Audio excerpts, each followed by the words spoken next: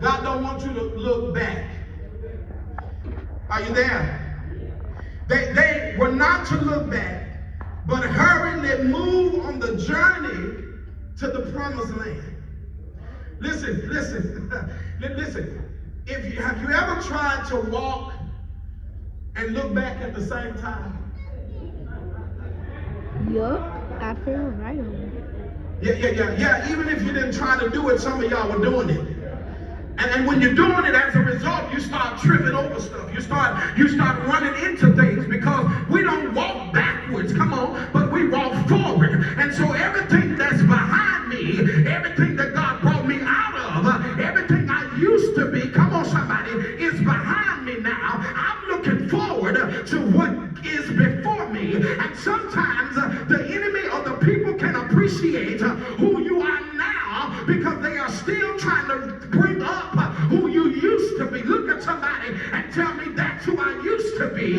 You still stuck on a chapter that God had been delivered me from. You still stuck on the chapter when I was this or when I was that. But thank God, is there anybody want to thank God that it's another chapter beyond the chapter that you stuck on? There's a chapter where he saved me. There's a chapter where he delivered me. There's a chapter where he forgave me. There's a chapter where he put me on the right. Y'all sitting in here like you ain't never been stuck in a chapter. I need the real folk in here that will testify that you were stuck in a chapter of depression, that you were stuck in a chapter of suicide ideation, you were stuck in a chapter of drugs, you were stuck in a chapter of an alcoholic, you were stuck in a chapter of sin, you were stuck with terror. Somebody, God provided a way of escape. Y'all want to be giving God glory right now. If he pulled you out of anything, you want to open your mouth and say, thank you for bringing me out. I shall never forget what the Lord has done for me. I shall never forget how the Lord set me free. I shall never forget how the Lord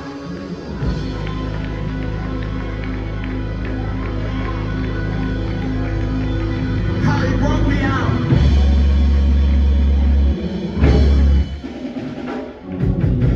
Watch this.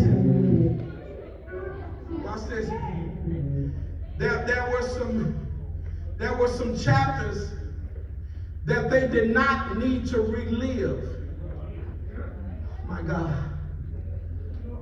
There's some chapters that some of y'all need to stop reliving. I'm gonna park right there because listen, the enemy wants you to relive your childhood trauma. The enemy wants you to relive that bad divorce. Y'all ain't talking. The enemy wants you to relive, because if the enemy can cause you to relive in that chapter, he can cause you to be stuck again. Don't be stuck in a chapter where God had already delivered you from. Stop reliving that hurt. Come on. Stop reliving that pain. Come on. Stop reliving that. Those chapters are behind you. They serve as reminders that God brought me out. He brought me out. Here it is. So not only do I see a devout reverence, but then I see a divine release. Look at verse 17a. It says, it so happened that after Pharaoh released the people. Somebody shout release. Release. All right, there are two types of freedom. Y'all want to hear them? The false, where man is free to do what he likes. And the true, where man is free to do as he ought. So everybody that's claiming to be free ain't free. There is a false freedom where you are free to do what you like, but there's a true freedom that you ought to do what you ought. Listen, and Israel struggled with both of these, and the truth be told, so do we. Do we not always want to do what we want and not what we ought? Y'all ain't talking. There's some times when we know what we should be doing, but our flesh is telling us what they want us to do. That appetite, and that's why it depends on what you're feeding the most, that's going to dominate your life. If you ain't got no word, every time that flesh rise up, it's going to tell you, it's going to give you something that's good. It's going to give you something that'll make you feel good. But guess what? It's not long lasting, because if it's from the flesh, it's going to wear off. So it's a mark of maturity. Watch this. When we learn that freedom is a tool to build with, watch this, and not a toy to play with. Somebody need to write that down. Freedom is a tool to build with and not a toy to play with. And that freedom involves, watch this, accepting responsibilities. Some people have been so imprisoned for so long that they would rather stay in bondage than to be free. Talk to me in here, because it's not, it has not become comfortable. It has now become a place of comfortability. And when we get comfortable in something, it's hard for us to come out of it.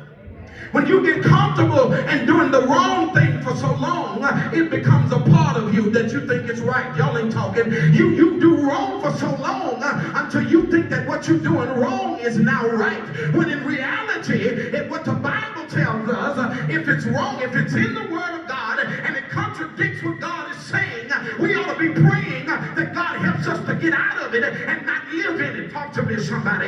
If you just happen to mess up every now and then, but there's a problem when you are constantly trying to live in something, big verses coming out of it. Some of us saying, Lord, free me. But you're going right back to what put you in prison. I ain't talking about Cummins or Bonham. I'm talking about that person you told that you were done with, that you were out of a relationship with. Talk to me, that God kept giving you the sign that you need to be equally yoked. You need somebody that's going to pray with you. You need somebody that's going to fast with you. You need somebody that's going to push and pray you through when you're going through. But every time God gives you the door to come out, you go right back to prison again. And God keeps saying, you say, Lord, if you bring me out this time, I'm going to change my number. I'm going to change my address. I'm going to change my P.O. box number. I'm going to do everything possible. As soon as God brings us out, what we do, we go right back to the place where God just freed us from. But I'm decreeing and declaring over this house that when God frees you this time, that you have enough power, you have enough strength, you have enough self-discipline to say, I ain't going back from where I came from. God been too good to me. And I need about 17 people in here that's sick and tired of being sick and tired. And you need God to really do some freedom in your life. You need God to really pull you out of bondage. You need God to really create in you a clean heart and renew it right now. They saying nothing. I need the 17 of y'all to holler back at your boy and shout, God, I need to be free. Make me over. Make my mind over. Make my heart over. Make me brand new.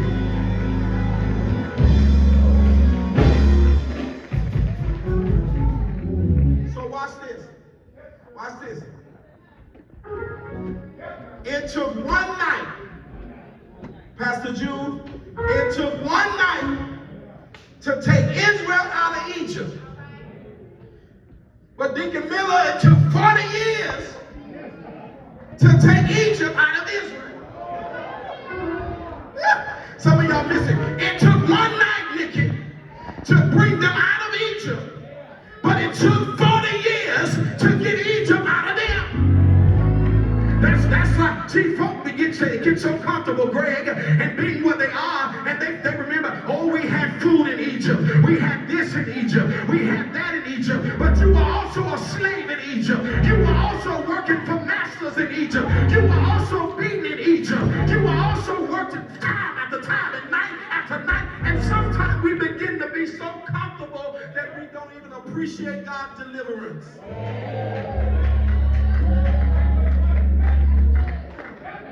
Cameron, he took them out of Egypt in one night. What good is it for God to bring you out of Egypt, but you're still thinking like an Egyptian? You're still acting like an Egyptian. Talk back to me and hear somebody. When God bring you out of Egypt, you ought to talk different. Come on. You ought to walk different. Come on. Your appetite ought to be different. Come on. Matter of fact, I don't want anything associated with Egypt. Baby, wait, well, I got to check you out. Where you from? You need to start checking your circle, where you hail from. Because if you're still in Egypt, God delivered me from that place. And I refuse to reborn with something that God has broken.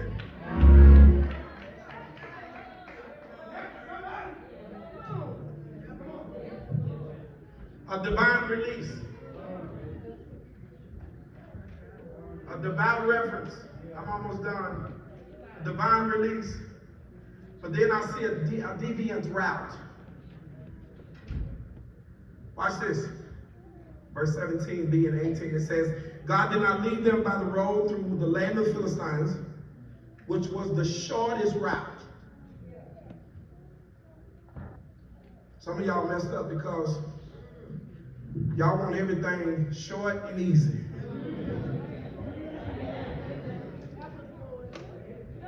And free.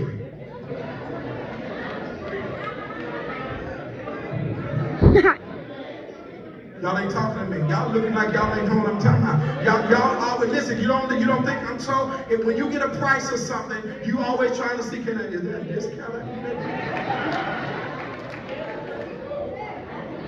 Come on, I was the king of the hookup, Twan.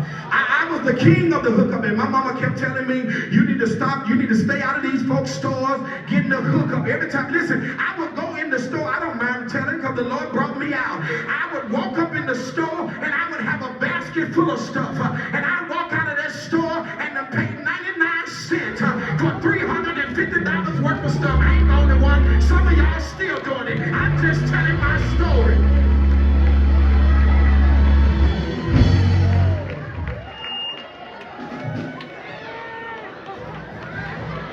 Oh, I was bad with it. I was bad with it. Baby, my first apartment was hooked up, decked out. I had every blender, I had every television, I had everything you needed, and I didn't even pay $1,000 for the whole thing.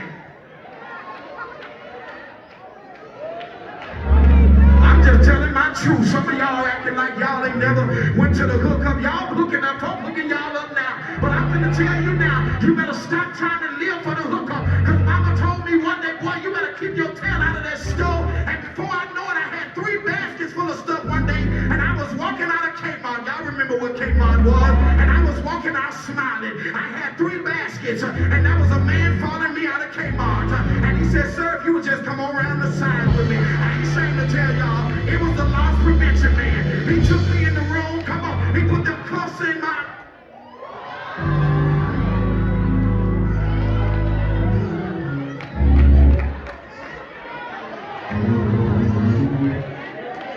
Put me in them cuffs.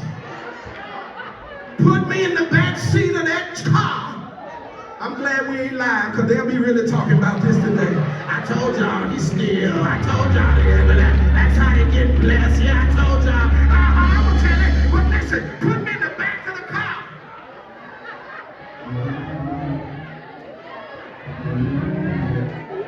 My mom and dad and wife in here, they'll tell you. So I had to call somebody to get me. Somebody better come get me. I called my wife first. She said, you did what?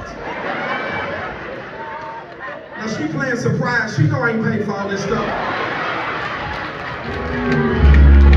So we got a plan. I said, I gotta call mama. I gotta call mom and daddy. And I told the officer, here, you talk to mama, because I could hear her hollering through the window. I told them good. She was wearing me out on the phone. Just come get me out of here.